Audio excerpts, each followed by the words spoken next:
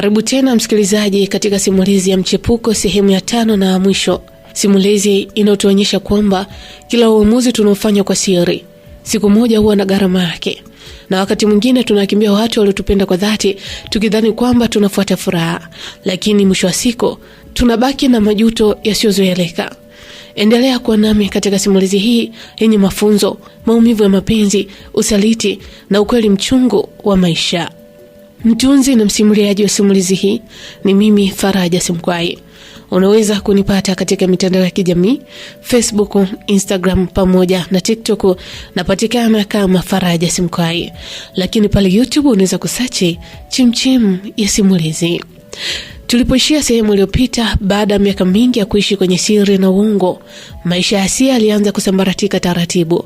Mdogo wake Asha, ambaye ndiye aliyemzalia mtoto wa kwanza aliyekuwa akilelewa na Asia kama wake, alifariki dunia baada ya kuugua kwa muda mfupi, jambo lililomwacha Asia na mzigo mkubwa wa hatia moyoni mwake. Wakati Asia akiwa bado hajapona kutokana na maumivu hayo, Victor alirudi na habari nyingine nzito. Alienda kumweleza Asia kwamba amepata kazi ya kudumu nje ya nchi na alikuwa anaondoka yeye pamoja na mke wake halali. Cha kuumiza zaidi, Victor alisema ataondoka na mtoto wake. Hawezi kuacha damu yake nyuma. Ataondoka na yule mtoto aliyefanana naye. Asia alipouliza kuhusu watoto wengine, Victor alimwambia wazi kuwa tayari anajua ukweli wote, kwamba huyo mtoto mkubwa si wake, ni mtoto wa mdogo wake Asha, na pia huyo mtoto mwingine ampeleke kwa Daniel ambaye alimdanganya miaka mingi kwamba yule mtoto si wa kwake. Mwisho Victor alimwambia Asia kwamba kama anajiuliza watoto wengine atawapeleka wapi, basi awapeleke kwa baba zao. Kisha Victor kaondoka akiwa amembeba mwanawe, huko Asia kibaki peke yake ndani ya nyumba akiwa amevunjika moyo, mwenye majuto makubwa na maisha yaliyokuwa yamejaa maumivu na siri zilizomtesa kwa miaka mingi. Sasa tuendelee na simulizi yetu. Basi baada ya Victor kuondoka na mtoto wake, nyumba ya Asia ilibaki kimya kuliko kawaida. Ukimya ule ulikuwa na maumivu, haukuwa tena na sauti ya Victor. Ukimya ule haukuwa na vicheko vya furaha wala ahadi za maisha mazuri kama zamani. Asia alibaki peke yake akiwa amekaa sakafuni pale sebuleni, macho yake yakiwa mekundu kwa kulia. Kila kitu kilionekana kama ndoto mbaya sana maishani mwake. Asia alianza kuikumbuka safari yote ya maisha yake. Alimkumbuka namna Daniel alivyomsaidia kutoka kijijini, alivyomlipia chumba, alivyomsimamia mpaka akaanza biashara, alivyompenda kwa moyo wa kweli, na jinsi Asia alivyomuumiza Daniel bila huruma. Machozi yakazidi kumtiririka Asia kwa uchungu mkubwa sana. Asia akawa anajisemea moyoni, nilifanya nini jamani? Asia alisema maneno haya huko akijibamiza kifua. Kila kona ya nyumba ile ilimkumbusha makosa yake. Asia alimkumbuka Daniel, kipindi kile Daniel akilia mbele yake akiomba, Asia naomba usiondoke, usivunje familia hii. Asia aliyakumbuka maneno haya. Asia alimkumbuka Daniel namna alivyomwapia kwamba ataacha pombe kwa ajili yake ili kujenga familia, lakini Asia hakutaka kusikia hata kidogo. Ni kwa sababu kipindi kile alikuwa yuko katika mahaba mazito na mwanaume anayefahamika kwa jina la Victor, ambaye pia huyo ni mume wa mtu. Asia aliamini kwamba Victor ndiye alikuwa furaha maisha yake, lakini kwa wakati huo Victor naye alikuwa ameondoka. Asia alijikuta analia kwa sauti kubwa kama mtoto mdogo. Majuto yakaanza kumtafuna taratibu. Usiku ule Asia hakulala hata kidogo. Asia alikuwa anakaa kitandani akiwatazama watoto wake waliobaki, huku moyo wake ukiwa umejaa huzuni isiyoelezeka. Kwa mara ya kwanza baada ya miaka mingi, Asia alianza kuona thamani ya mwanaume aliyewahi kumpenda kwa dhati, na mwanaume huyo hakuwa mwingine bali alikuwa ni Daniel. Basi siku zilivyozidi kwenda, Asia alianza kupungua mwili kwa mawazo. Asia alishindwa kula vizuri, hakutoka sana nje hata kwenda kwenye biashara zake, na mara nyingi Asia alikuwa akikaa peke yake ndani huku akilia kimya kimya. Mwishowe siku moja Asia alisimama mbele ya kioo na kujiangalia kwa muda mrefu. Uso wa Asia haukuwa tena ule wa mwanamke mwenye furaha, ulikuwa ni uso wa mtu aliyebeba maumivu makubwa moyoni. Na ndipo wazo moja likaanza kuingia taratibu akilini mwake. Asia alikuwa anawaza kwamba arudi kwa Daniel. Ndiyo, alimwaza sana Daniel.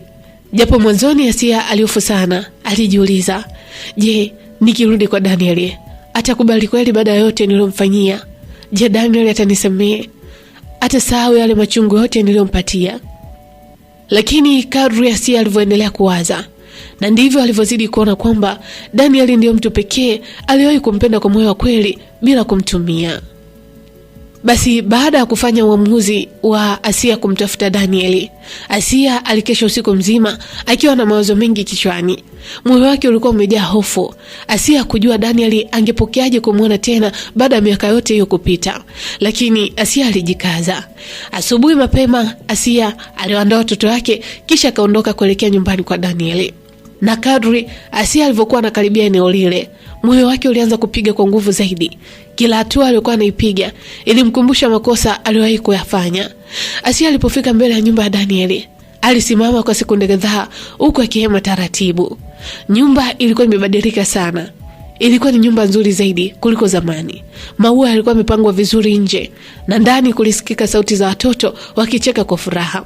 Asia akahisi machozi yakimjaa ghafla. Taratibu akagonga geti. Dakika chache baadaye geti likafunguliwa. Na mtu alifungua geti hilo hakuwa mwingine bali alikuwa ni Danieli. Asia alibaki amemkodolea macho Danieli. Danieli naye alishtuka kidogo kumuona Asia, lakini hakuwa na hasira usoni kwake kama Asia alivyotegemea. Kulikuwa na utulivu wa ajabu. Danieli akasema kwa sauti ya chini lakini kwa sauti ya taratibu. Akasema, Asia, wewe upo? Wewe mwanamke?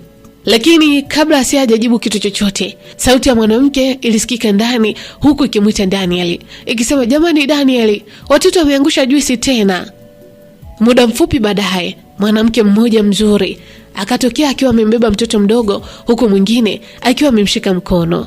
Walionekana ni watu wenye furaha sana. Asia moyo wake ukajikaza kwa maumivu makali. Asia hata bila kuambiwa kwamba yule mwanamke ni nani, kwa haraka alifikiria kwamba Danieli tayari alikuwa ameendelea na maisha yake mengine. Na kwa mara ya kwanza Asia kupitia yule mwanamke aliona furaha aliyowahi kuvunja kwa mikono yake mwenyewe. Danieli akamkaribisha Asia kwamba aingie ndani asiofu. Asia alikuwa hawezi hata kuinua macho vizuri. Basi baada ya Asia kuingia ndani, muda mfupi tu machozi yakaanza kumtoka. Asia akaanza kusema, Danieli, najua nimekukosea sana, tena zaidi ya sana. Lakini kuja kwangu hapa sijaja bure, nimekuja na kitu. Danieli aliendelea kumsikiliza Asia akiendelea kuongea. Asia akaendelea kusema, akasema, Danieli, nipo chini ya miguu yako. Nimekuja chozi hili nalimwaga mbele yako. Nisamehe sana Danieli. Nilikukosea sana zaidi ya sana.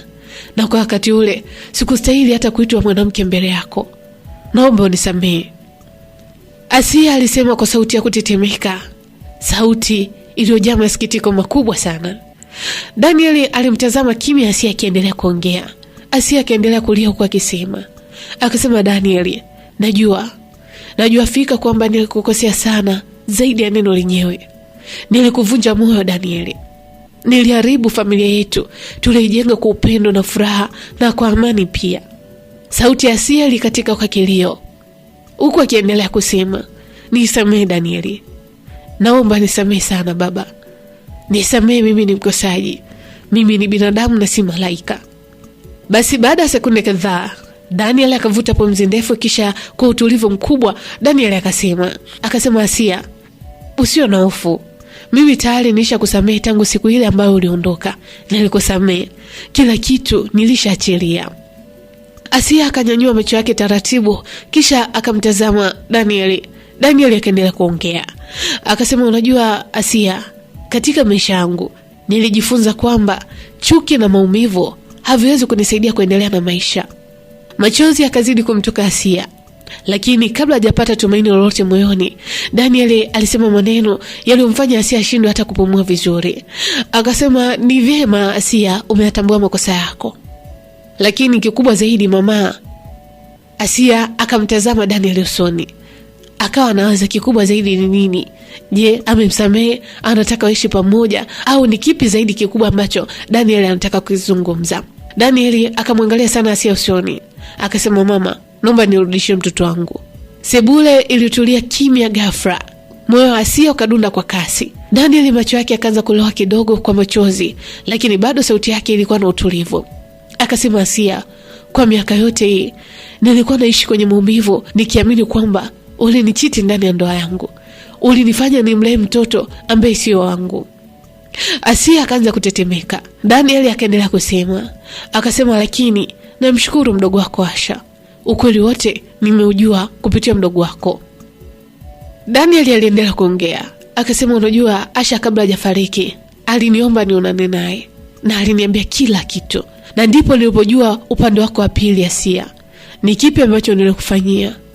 Kwa nini ulinifanyia vile Asia? Asia baada ya kusikia maneno hayo, Asia akaanguka magotini kwa Daniel huku akilia kwa uchungu mkubwa.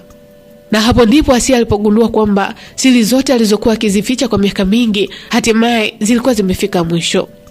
Basi baada ya ukweli wote kuwekwa wazi, maisha ya Asia yalibadilika kwa kasi kubwa sana.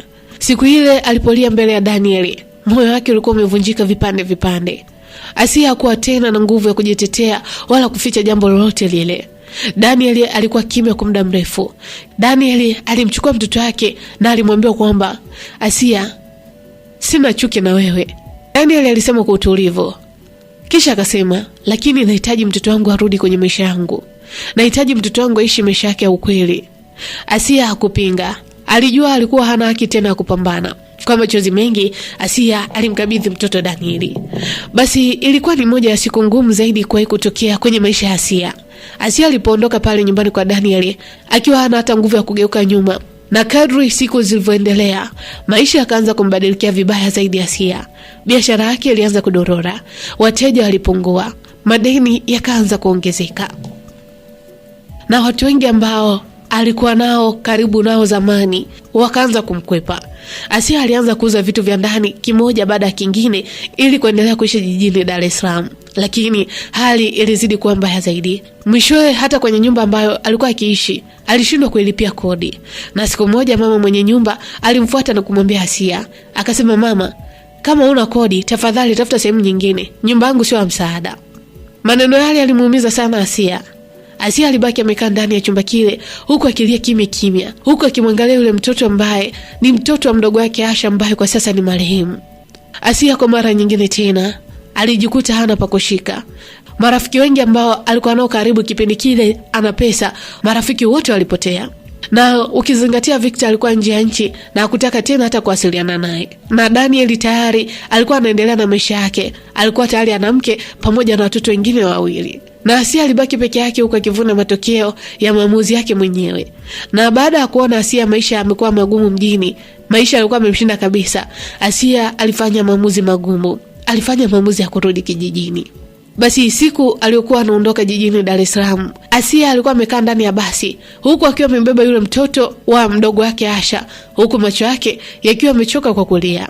Hakuwa tena na furaha aliyokuwa nayo miaka ya nyuma alipokuja mjini akiwa na ndoto kubwa sana katika safari ya maisha yake. Safari ya Asia alikuwa anarudi kijijini kwao akiwa amevunjika moyo, masikini na mtu mwenye majuto makubwa sana. Asia alipofika nyumbani kwao kijijini, mama yake alimkumbatia huko akilia, lakini hata macho ya mama yake yalikuwa yamejaa huzuni nyingi kwa sababu tayari familia yao ilikuwa imempoteza mtu mmoja ambaye ni Asha. Na wakati huo Asia alikuwa amerudi akiwa hana maisha aliyokuwa ameyaonyesha zamani. Usiku mmoja Asia akiwa amekaa nje ya nyumba yao akiutazama mwezi, Asia alianza kuwaza maisha yake yote. Aligundua kitu kimoja muhimu sana katika maisha yake. Wakati Daniel alipokuwa akimpenda kwa dhati, yeye Asia hakuridhika. Aliangalia zaidi madhaifu ya Daniel pasipo kumrekebisha. Asia alikimbilia furaha ya muda mfupi kwa Victor, akaumiza watu waliompenda, akaishi kwenye uongo na mwisho wake akabaki mwenyewe akiwa na majuto yasiyoweza kufutika kirahisi. Asia alikuwa na majuto makubwa sana. Na huo ndio mwisho wa simulizi ya Mchepuko. Wanasema katika maisha mara nyingi tamaa na usaliti huonekana mtamu mwanzoni, lakini mwisho wake huja na maumivu, majuto na upweke mkubwa. Je, umejifunza nini katika simulizi hii ya Mchepuko? Mwisho wa simulizi hii ndio mwanzo wa simulizi nyingine. Mtunzi na msimuliaji wa simulizi hii ni mimi Faraja Simkwai. Unaweza kunipata katika mitandao ya kijamii, Facebook, Instagram pamoja na TikTok, napatikana kama Faraja Simkwai. Lakini pale YouTube unaweza kusearch Chemchem ya Simulizi. Mchepuko.